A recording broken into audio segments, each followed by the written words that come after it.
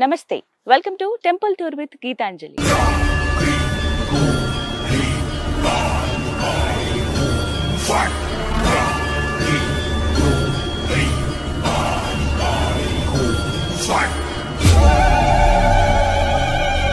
Organic పద్ధతిలో మీ చర్మాన్ని తెల్లగా మార్చుకోవాలనుకుంటున్నారా? సంప్రదించండి డాక్టర్ మాధవిని.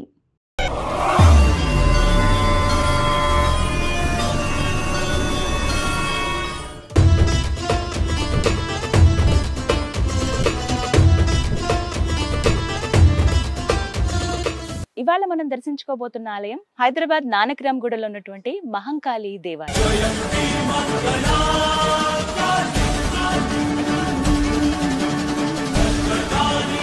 అమ్మవారి ఆలయాలు సాధారణంగా అన్ని ఊళ్ళలో మనకు కనిపిస్తాయి. హైదరాబాద్ లో కూడా చాలా చోట్ల ఉన్నాయి. కానీ ఇవాళ నేను మీకు చూపించబోతున్న ఆలయం చాలా చాలా ప్రత్యేకం అండి. ఎవరికి తెలిసి ఉండకపోవచ్చు, నానక్రామ్గూడలో చాలా ప్రత్యేకంగా కనపడుతుంది. స్థలం విశాలంగా ఉంటుంది. అమ్మవారి ఆలయ ప్రాంగణం అంతా కూడాను, అలాగే కొన్ని ఉపాలయాలు కూడా ఉన్నాయి. అన్ని దర్శించుకుందాం. వెళ్దామా లోపలికి? పదండి.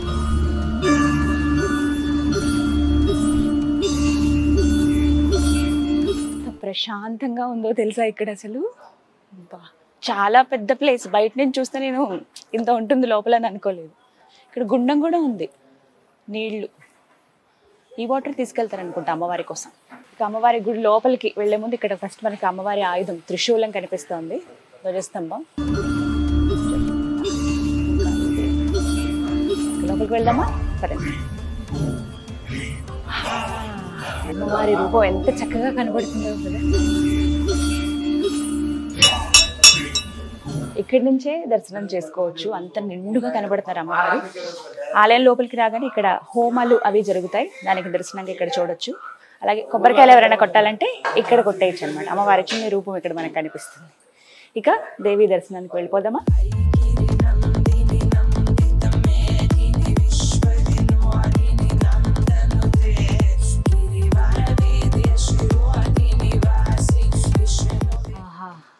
ఎంత చక్కగా ఉంది కదా, నిండైన రూపం. ఇక్కడ ప్రత్యేకత ఏంటో తెలుసా? ఏవైతే మొత్తం కొండలు మనం చూస్తున్నాం కదా చుట్టుపక్కలంతాను, అమ్మవారు కూడా ఆ కొండకే వెలిశారు. ఒక్కసారి ఆ రూపాన్ని మీరు గమనిస్తే తెలుస్తుంది. కొండకే అమ్మవారి రూపం. కళ్ళు, ముక్కు, నోరు, చేతులు, అష్టభుజాలతో అమ్మవారి దర్శనమిస్తూ ఉన్నారు. దానికి నిదర్శనంగా తర్వాత పూజాది కార్యక్రమాలు చేయటం, అమ్మవారే స్వయంగా భక్తులతో మాట్లాడి ఇలా ఒక ఆలయాన్ని నిర్మించి చేసుకున్నారంట. చాలా బాగుంది కదా. అసలు అమ్మవారిని చూస్తుంటే ఇంకేం మాట్లాడాలని కూడా లేదు. అంత నిండైన రూపం ఆవిడది. అంత చక్కగా ఉన్నారు.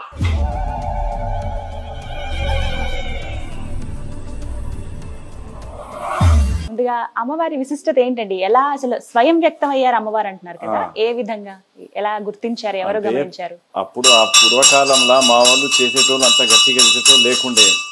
ఇప్పుడు మనకు ఆయనకు తోడ్పడినందుకు మనకు చెప్పడం స్టార్ట్ అయితే మనం చేసామంతా. అమ్మవారు ఇక్కడ నిలిచి ఉన్నందుకు కూడా ఆమె వచ్చి చెప్పింది. ఆమెనే చెప్పారు. మన తోటే ఉంటుండే ఆమె. ముందు ఎలా ఉండేదండి ఇక్కడంతా? మొత్తం వనం ఉండే, గుండుకే ఉండే అమ్మవారు. దానికి అమ్మ చెప్పింది మాకు బయటికి తీ అంటే మనం పూజలు సేవ చేయడం స్టార్ట్ అయింది. అమ్మవారే మాట్లాడుతుండే వచ్చి, అమ్మవారు ఇట్లా చేయి అట్లా చేయి. ఇప్పుడు ఇక్కడ ఏమి జరిగింది కూడా అమ్మవారే చెప్తేనందుకు మేము చెప్తాం. అలాగే ఇక్కడ పుట్టలు కూడా చూస్తున్నాం కదా. పుట్టలు కూడా పాములు ఎక్కువ ఉన్నాయి ఇక్కడ. వస్తూనే ఉంటాయి, పోతూనే ఉంటాయి. అది అవి కూడా మన సమయంలో వస్తారు, వాళ్ళు పోతారు. భక్తులు ఎలాంటి ఇబ్బంది, భక్తులు ఏం చేయరు. మేము కూడా చెప్పేస్తాము ఏమని. పాములు వచ్చినా గానీ అమ్మ చెప్పేస్తాం, అమ్మ ఇక్కడ వాళ్ళు వస్తున్నారు, వాళ్ళకి రానియకు, పిల్లలు తిరుగుతారు అంటే అమ్మవారు అప్పుడు అక్కడ వాళ్ళు ఆటోమేటిక్ గా అది చేంజ్ అవుతారు. అమ్మవారి దర్శనం ఎంత చక్కగా జరిగిందో కదా.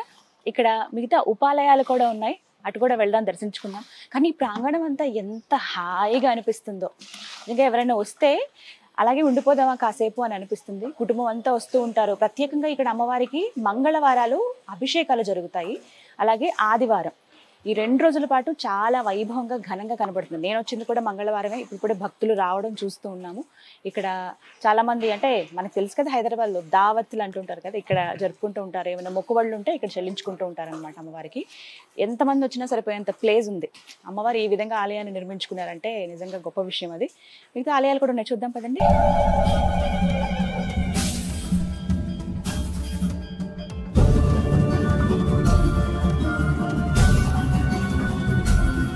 సాధారణంగా పల్లెటూర్లలో చూస్తూ ఉంటాం ఎక్కువ ఖాళీ స్థలం, కొండలు గుట్టలు, ఆ మధ్యలో ఆలయాలని చెప్పి. హైదరాబాద్ లాంటి మహానగరంలో ఇలా ఆలయం ఉందా అని నాకైతే నిజంగా ఆశ్చర్యం అనిపించింది. ఎవరో చెప్తే విన్నాను ఇలా మహంకాళి టెంపుల్ ఉందంటే, వెంటనే చూడాలి అని అనిపించింది, వచ్చేసాను. కానీ ఇంత సుందరంగా ఉంటుంది ఆలయం అని చెప్పి నేనైతే అస్సలు అనుకోలేదు. మీరు కూడా రండి, చక్కగా అమ్మవారిని దర్శనం చేసుకోండి. సో స్వామివారు, అమ్మవారు ఉన్నారుగా, ఇంకా స్వామివారు లేకుండా ఎలా? ఓం నమః శివాయ. లింగం అసలు ఎంత నిండుగా కనిపిస్తున్నారంటే స్వామివారు, ఎవరో ఇలా కూర్చుని ఉన్నారా అన్నట్టుగా ఉంది. సో ఎప్పుడు ఆజ్ఞ వస్తుందా దాన్ని శిరసావహిద్దాం అన్నట్టుగా నందీశ్వరుల వారు. నిత్యం ధూప దీప నైవేద్యాలు జరుగుతూనే ఉంటాయి. ఈ ఆలయ చరిత్ర కూడా 200-300 సంవత్సరాల చరిత్ర ఉందని చెప్పుకోవాలి. ప్రతిదీ అంటే మనకి ఇక్కడ రాతి, ఈ రాళ్ళు, ఇవి గుట్టలు, ఇవన్నీ చూస్తేనే అర్థమవుతుంది ఎప్పటెప్పటవో ఇవి ఈ కాలంలో నిర్మించి ఇప్పటికిప్పుడు ఏర్పాటు చేసిన ఆలయం అయితే కాదు. మీరు వచ్చి చూస్తే స్వయంగా అనుభూతి చెందుతారు. ఓ గణపతి.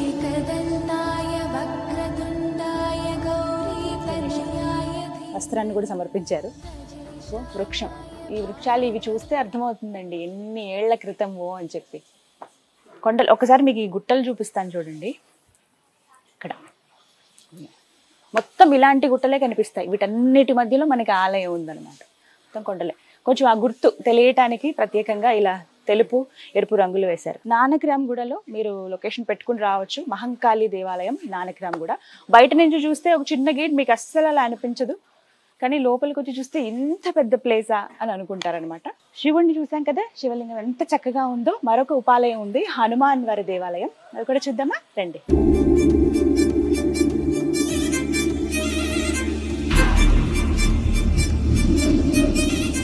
అబ్బా ఎంత చక్కగా ఉందో. పంచముఖ ఆంజనేయ స్వామి వారు. మనకు అక్కడ ఉన్నది హనుమాన్, సింధూర వర్ణం. ఎంత చక్కగా సింధూరం రాశారు, నామాలు అన్ని చక్కగా పెట్టారు. కింద మాత్రం మనకి పంచలోహ విగ్రహం కనపడుతుంది. వాటికే అభిషేకాలు అవి జరుగుతాయి అనమాట. అలాగే ఈ ప్రాంతం అంతా చూసారా, ముందు ఎంత స్పేషియస్ గా ఉందో. ఇక్కడ హోమాలు అవి చేస్తారనమాట హనుమంతుల వారికి. అలాగే ఎక్కువ మంది కూర్చోడానికి కూడా స్థలం ఉంది. ముందు ఇక్కడ రాసి ఉంచారు పేర్లు, పంచముఖ ఆంజనేయ స్వామి వారి దేవాలయం ఇది. ఇక్కడ ముందు మనకి ఒక గుండంలా కనిపిస్తుంది చూసారా, ఈ నీళ్లు ఇవన్నీ కూడా, ఇదంతా కూడా యమున గుండం. ఇక్కడ గుండంలా కనిపిస్తుంది చూసారా, ఇదంతా కూడా యమున గుండం. ఇక్కడ వృక్షాలు కూడా 3 కలిసి ఉన్నాయి. మేడి చెట్టు, రావి చెట్టు, అలాగే అల్కదౌడు చెట్టు అంట. నేను కొత్తగా విన్నాను ఆ పేరు. ముళ్ళు ఉన్నాయి చూసారా, గమనించారా? కానీ ఇక్కడ నాకు ఇంకా బాగా నచ్చింది ఏంటో తెలుసా, ఎక్కడ ఏది డిస్టర్బ్ చేయలేదండి. ఆలయ నిర్మాణం కోసం అని చెప్పి ఆ కొండలు వాటిని తొలిచేసో, వాటిని పక్కన పెట్టేసో, గుడిని నీట్గా అలా కట్టేద్దామని కాకుండా నీళ్లున్న చోట ఆ నీళ్లను అలాగే ఉంచేశారు. చుట్టూ ఆ కొండలు అలాగే ఉన్నాయి. మధ్యలో స్వామివారికి చిన్ని దేవాలయం. ప్రదక్షిణలు చేయడానికి వీలుగా భక్తుల కోసం చాలా చక్కగా ఏర్పాట్లు చేశారు ఆలయ కమిటీ వారు. ఒకసారి మనం కూడా ప్రదక్షిణం చేద్దామా, ఆ మార్గం చూద్దాం ఎలా ఉందో. కొండలని అలా మామూలుగా ఖాళీగా వదిలేయకుండా వీటికి చక్కగా రంగులు వేశారు, తెలుపు ఎరుపు రంగులు. అలాగే జై శ్రీరామ్ అని, జై మాత అని చెప్పి ఇలా రాశారు. బీజాక్షరాలు, దేవుని నామాలతో చాలా అందంగా తయారు చేశారని చెప్పుకోండి.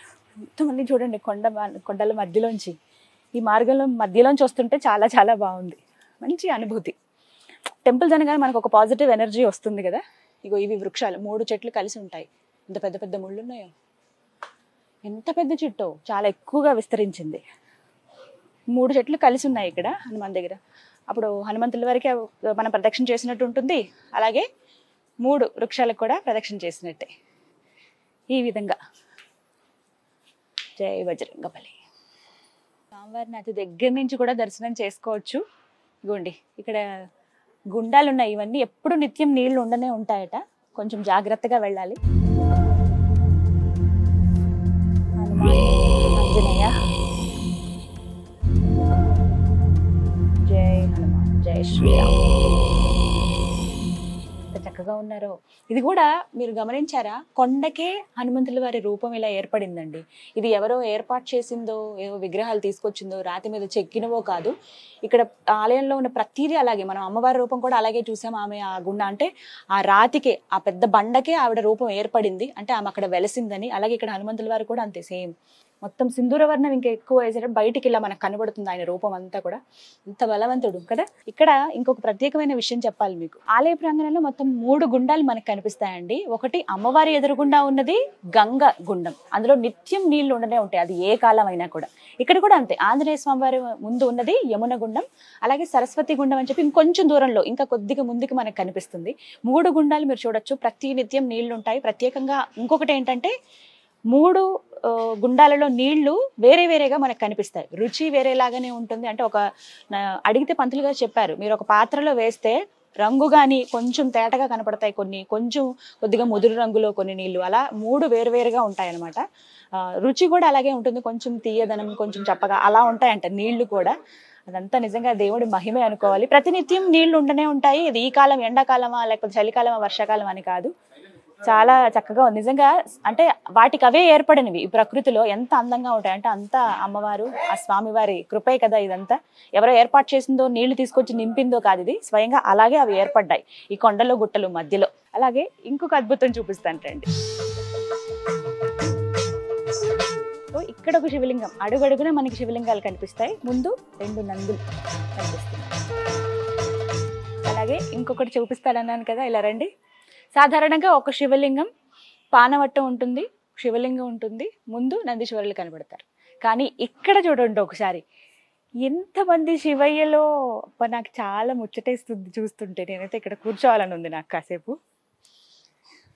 అభిషేకం చేసుకోవాలనుకునే వాళ్ళకి ఎంతటి అదృష్టమో కదా, చక్కగా ఇలా మొత్తం అన్నిటికీ అభిషేకం చేసుకోవచ్చు. అన్ని లింగాలే, మళ్ళీ ఉట్టిగా లింగంలాగా ఇలా పెట్టేలేదండి. పానవట్టం ఏదైతే ఇలా కింద మనకు కనిపిస్తుందో అలా అన్నిటికీ ఉన్న దగ్గర నుంచి చూస్తే తెలుస్తుంది. ఇంకా రానున్నది మనకి కార్తీక మాసం. కార్తీక మాసంలో ఎప్పుడెప్పుడు ఆ శివయ్య ఆరాధన చేద్దామా అని ఉంటుంది మనందరికీ. అటువంటి మహద్భాగ్యం చక్కగా మీకు నానక్రామ్ గూడలో ఉన్నటువంటి మహంకాళి దేవాలయం దగ్గర ఇగో నందీశ్వరుల వారు, ఇక్కడి నుంచి స్వామివారిని చూడొచ్చు. నేను శివాలయానికి వెళ్ళాలంటే ఖచ్చితంగా నేనైతే ఈ పని చేస్తాను. చాలా మంది అలాగే చూస్తారు స్వామిని. హర హర మహాదేవ శంభో శంకర.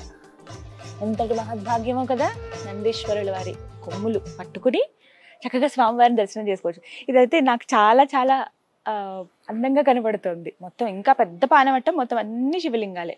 అభిషేకాలు చేసుకోవాలనుకునే వాళ్ళు ప్రత్యేకంగా దర్శనం చేసుకుంటే చాలు. మనకి కార్తీక మాసంలో అనుకునే వాళ్ళు చక్కగా రండి, పూజలు చేసుకోండి. అలాగే ఇక్కడ సుబ్రహ్మణ్య స్వామి దర్శనాలు కూడా జరుగుతూ ఉంటాయి. వచ్చిన భక్తులు చాలా మంది అన్నారు, అలాగే పంతులు గారు కూడా చెప్పారు, అవి భక్తులు ఏవి చేయవు, వారి మానాలు అవి వెళ్ళిపోతూ ఉంటాయి. అలాగే పుట్టలు కూడా చాలా కనపడుతున్నాయి ఇక్కడ, భయపడవలసిన అవసరమే లేదు, అంతా అమ్మవారు చూసుకుంటారు. అదిగో సుబ్రహ్మణ్య స్వామి దర్శనం అయిపోయింది మనకి.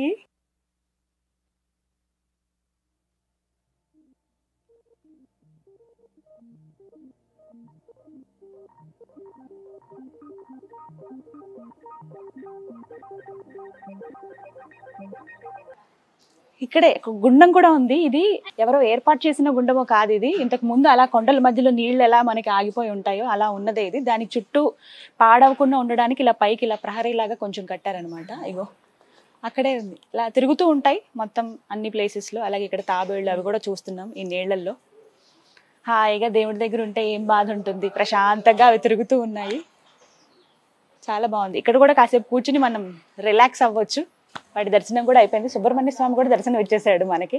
ఇగో ఇవన్నీ చెట్లు ఎప్పటెప్పుడో 100 సంవత్సరాల చరిత్ర ఉంటుంది ఈ చెట్లకు కూడా. ఇలాంటివి చాలా చెట్లు ఈ ఆలయ ప్రాంగణంలో మనకి కనిపిస్తాయి. ఇక్కడ నుంచి ఇంకొక చిన్న మందిరం చూడొచ్చు మనకి. పూర్తిగా అంటే చుట్టూ గుడిలాగా నిర్మించకపోయినా ఓపెన్ ప్లేస్లో అలా పెట్టారు. ఎవరైనా వచ్చి అభిషేకాలు అవి చేసుకోవచ్చు అనమాట. ఇగో శివయ్య. నిజంగా ఎవరో నాకైతే శివలింగాలు చూసినప్పుడు ఇలా మొత్తం అలంకరణ చేస్తారు కదా, అవి చూసినప్పుడు నిజంగా స్వామివారు అక్కడ కూర్చున్నారేమో అని అనిపిస్తుంది. ఎందుకో భలే ఉంటుంది ఆ అనుభూతి. దగ్గరుండి చూస్తాను చూసారా, అలా ఎన్ని ఆలయాల్లో నేను చూశాను. ఇంకో అలాగే ఇక్కడ పుట్ట కూడా మనకు కనబడుతుందండి. మనకి నాగుల చవితి రోజు, అలాగే నాగుల పంచమికి ఇలా వచ్చి పాలు పోయటం ఇవన్నీ చేస్తూ ఉంటారన్నమాట. శివాయ.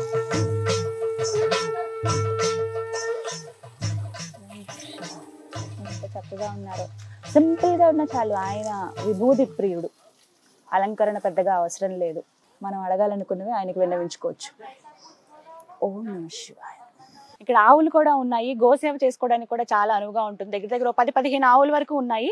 అదండి ఇవి ఏంటంటే ఒక షెడ్లో ఏర్పాటు చేసి అక్కడే వాటిని ఇలాగా పెట్టేయటం కాకుండా ఇలా ఫ్రీగా వాటిని వేరే వేరే ప్లేసెస్లో పెట్టారు. ఒక్కొక్క చెట్టు దగ్గర ఎవరికి నచ్చినట్టుగా వాళ్ళు వెళ్ళి అక్కడ దాణా తినిపించడం కానీ, మనకి కొన్ని జాతకంలో ఏమైనా సమస్యలు ఉన్నప్పుడు కానీ ఇలా చెప్తుంటారు కదా, గోసేవ చేసుకోండి చాలా మంచిది, వాటికి ఇవి తినిపించండి మీకు పరిహారం దొరుకుతుందని అంటారు కదా. అలాంటివి ఇక్కడ చక్కగా వచ్చి చేసుకోవచ్చు. దర్శనం అవుతుంది, అలాగే గోసేవ కూడా చేసుకున్నట్టుగా ఉంటుంది. చాలా ప్రశాంతంగా అనిపిస్తుంది ఇక్కడైతే. వెళ్దాం దగ్గరికి.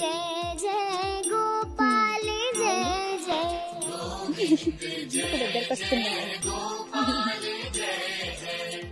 వీటన్నిటికి పేర్లు కూడా ఉన్నాయి, శివుడు, భవానీ, దుర్గా. చక్కగా వచ్చి ఇక్కడ సేవ చేసుకోవచ్చు. దర్శనం ఎంత బాగా జరిగిందో, అమ్మవారిని అలా దగ్గర నుంచి చూస్తే మనసంతా హాయిగా అనిపించింది. వేరే ఏమీ గుర్తు రాలేదు, ఆవిడని అలా చూస్తూ ఉండిపోవాలనిపించింది. ఎంతటి మహద్భాగ్యమో. ఇలాంటి భాగ్యం అందరూ పొందవచ్చు. నానక్రామ్గూడలో ఉన్నటువంటి ఈ మహంకాళి దేవాలయం అత్యంత సుందరమైన, శక్తివంతమైన ఆలయం. అమ్మవారు స్వయంభూగా వ్యక్తమయ్యి స్వయంగా భక్తులతో వారు మాట్లాడి నిర్మించుకున్నటువంటి సుందరమైన దేవాలయం. మీరు కూడా రండి, అమ్మవారి దర్శనం చేసుకోండి, అమ్మవారి కృపకు పాత్రలు కండి. ఇది ఇవాల్టి టెంపుల్ టూర్ విత్ గీతాంజలి. మరో దివ్య ఆలయ దర్శనంతో మళ్ళీ కలుద్దాం. అంతవరకు సెలవు. నమస్తే.